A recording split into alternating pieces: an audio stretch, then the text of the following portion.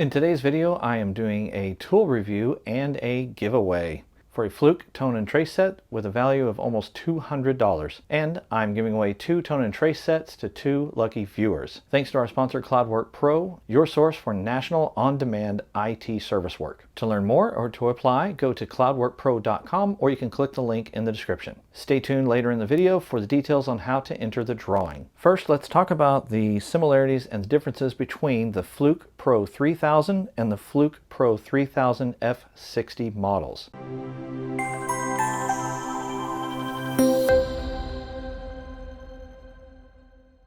I have used the Fluke Pro 3000 for years and years, and I recently learned about the Fluke Pro 3000 F60. There are really some nice differences in this upgraded version. The Fluke Pro 3000 is obviously a little bit cheaper, so I'm going to go over the different aspects of each one, and you can decide if you think that it is worth the extra money. And later on in the video, I'll show you some real-world examples of doing some toning and tracing in a telephone/network closet. From a physical standpoint, these are very similar. They have an almost identical footprint. What's really nice is that the tone generators are the exact same and they are interchangeable. Either probe will work with either tone generator. First, I want to go over the different aspects of the tone generator. We have an RJ11 shaped plug, and we have alligator clips to clip directly onto cables. You also have a lanyard that you can use to hang this in the closet. That way it is holding the weight of the tone generator without actually pulling on whatever you're connected to cable-wise. This takes a single 9-volt battery, which is accessible from this door in the back with a Phillips screwdriver. Even though the plug is an RJ11 shape, you can use this same tone generator on an RJ11 or an RJ45 plug, because it simply sends the signal down the center pins. So this device will work for phone and for network. And lastly, it has rubber covers that will protect the metal of the alligator clips, as well as protecting it from touching while it's in the pouch and creating a signal that will drain your battery. Now let's talk about the functions of the tone generator. To power it on, you're going to press and hold the power button for a few seconds, and the light's going to come on. When that light is on, it is generating a constant tone. When you press the power button again, it's going to go to a blinking light, which is an alternating tone, which is my personal favorite.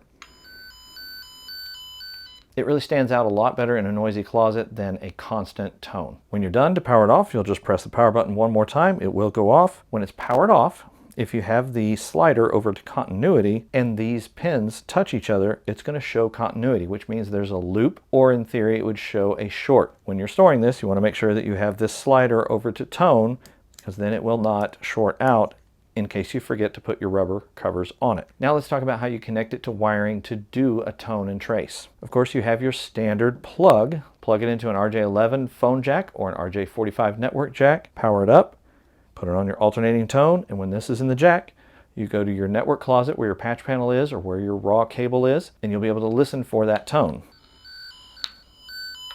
The next method for sending a tone and connecting to a cable is with your alligator clips. These have a C-shaped opening on each side, which will allow it to slide onto the pins of a 66 block if you're doing phone, or if you're dealing with a raw cable, you can take one of the pairs, separate it into 2 conductors, and you can use the bed of nails to actually crimp onto the raw conductor on each one, and then that will penetrate the jacket so you don't have to strip it down to raw copper, and it will send the signal down the cable without damaging the jacket. If you have a device where you have metal pins sticking out that's not a 66 block, but you need to actually crimp this on, you can just use the end of it to squeeze onto those pins or onto a cable that is stripped down to raw copper. One thing that I carry around that doesn't come included with the set is an RJ45 coupler. The reason for this is because if you're in an environment where you are trying to tone out a cable and you don't have access to a jack, so you're dealing with just a patch cable or some other terminated cable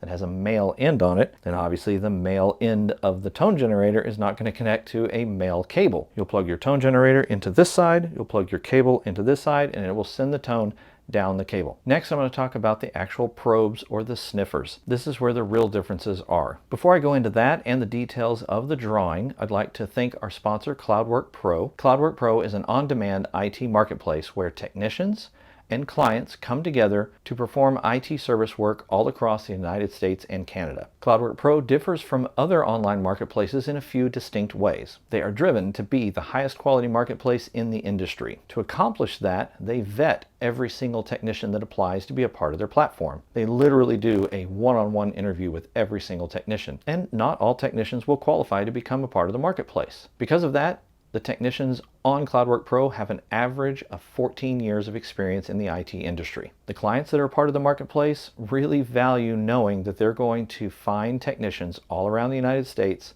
that are high quality, dependable, professional technicians. And CloudWork Pro holds their clients to a high standard as well. The technicians that are on the marketplace have given their clients a 99.5% satisfaction rating. If you'd like to apply to become a part of the marketplace as a technician or as a client, visit them at cloudworkpro.com, or you can click the link in the description of this video. The link in the video will let them know that you were sent from Field Tech Academy. I also have a playlist for CloudWork Pro that I'll pop up above, and it will give you an opportunity to watch more videos to learn more about different aspects of the CloudWork Pro marketplace. Later on in the video, I'm going to give you the details on how to enter the drawing for one of these Fluke Pro 3000 F60 tone and trace sets. Entering the drawing requires a keyword, and that keyword is toner. T-O-N-E-R. Now, on to the comparison between these two models. Let's talk about the specific functions of each probe. Both models have a volume control on the side. Both models have a headphone jack on the side where you can plug in a wired headset. That way you can listen maybe more clearly in a noisy environment or not disturb the people around you with the tone noise. Both models have a removable tip in case yours is ever damaged. You just twist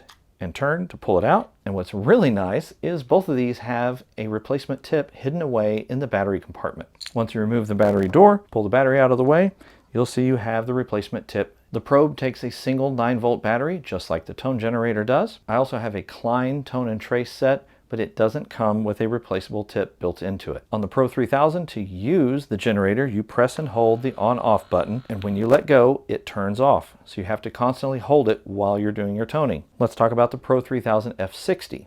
Now the F60 means that it filters out the 60 hertz range of noise. There is an F50 model, and that is designed for outside the United States.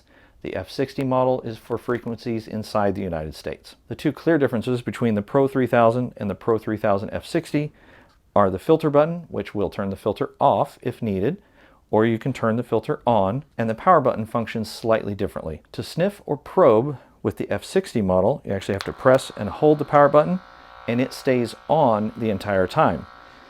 To enable or disable the filter, you're going to press this button, which now turns the filter on, and you'll press it one more time and it turns the filter off. As you can hear, there's a lot more noise going on. When you're done, to power it off, you just press the power button again. Now I'm going to take you to a network phone closet and show you some practical examples of doing some of the tone and tracing with these devices. What I'm going to do is I'm going to go to a suite. I'm going to put the tone generator on a cable, and we're going to see if we can find where that cable is going. This is the cable that we're looking for.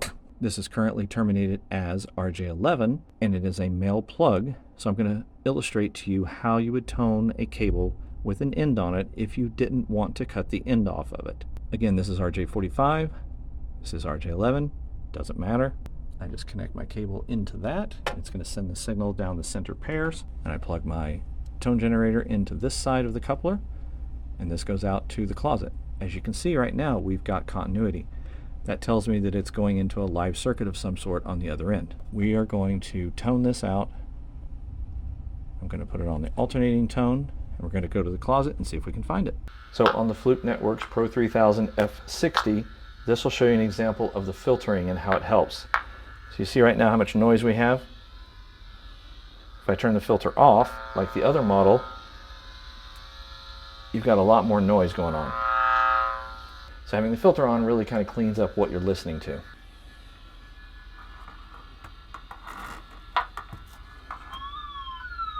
Okay, found it in this bundle. Now I just have to figure out where that goes. That's our cable right there. So there's my white cable.